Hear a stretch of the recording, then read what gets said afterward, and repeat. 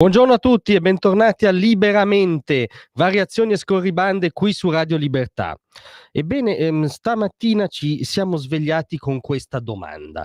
Ci rendiamo conto che è una domanda in larga parte masochista, ma insomma cosa volete farci?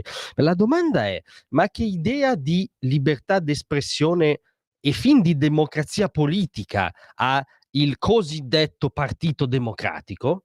Spieghiamo subito, tema scuola di Pioltello, no, sapete ormai, come dire, lo sa l'universo mondo, la scuola che ha avuto la brillante idea di proclamare un giorno di chiusura, diciamo, ulteriore, inedito rispetto al calendario delle chiusure scolastiche, per la chiusura della festa del Ramadan.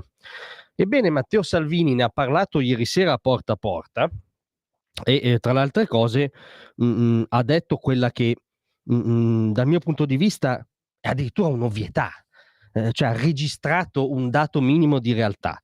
Infatti ha detto che secondo lui è una pessima idea ed è un segnale di cedimento e arretramento chiudere per il Ramadan. E beh, scusate, cos'è un segnale di avanzamento, per come dire, progressista, moderno, laico,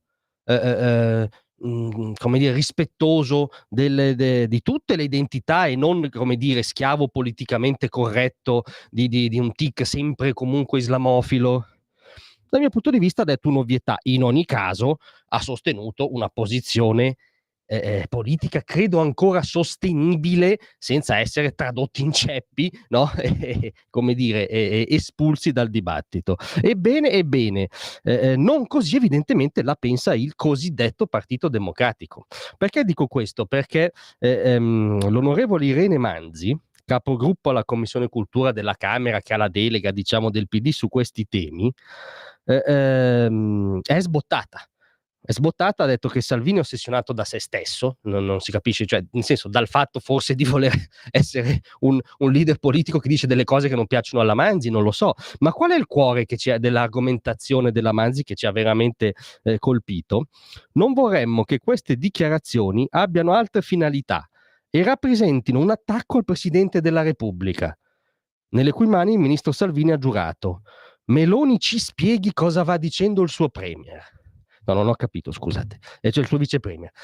Non ho capito, scusate. Cioè Giorgia Meloni deve giustificare e rendere conto al PD, alla Manzi, a Repubblica, chi volete voi, del fatto che il suo vice premier, nonché ministro importante del governo, ha un'idea diversa da quella del Quirinale sul tema de chiusura scuole per il Ramadan. Ma insisto con la domanda di ieri mattina: ma siamo in una monarchia a nostra insaputa?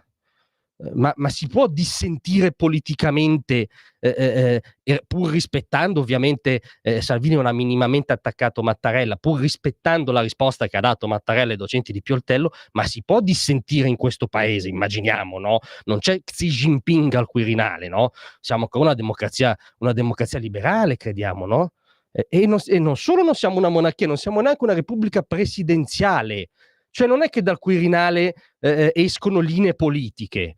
Io capisco che dopo, come dire, l'esperienza Quirinale di Giorgio Napolitano ci siamo abituati che al Quirinale si fa politica in senso stretto, ma Costituzione alla mano non siamo una repubblica presidenziale. Come ci dicono ogni giorno le vestali progressiste, tra l'altro, guai alla repubblica presidenziale. E allora Mattarella non ha dettato una linea politica, no? Della politica si occupa il governo, l'esecutivo, la dialettica poi parlamentare tra partiti, ma non c'è il dogma politico che esce dal Quirinale. Meloni non deve render conto del fatto che Salvini la pensi diversamente in questo caso dal Quirinale, perché il Quirinale è l'arbitro, il garante della Costituzione, giusto? Non è quello che detta le linee politiche, giusto?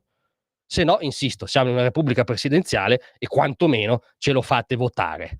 Comunque questo episodio la dice ancora lunga su quanto il nome Partito Democratico sia né più né meno che un ossimoro.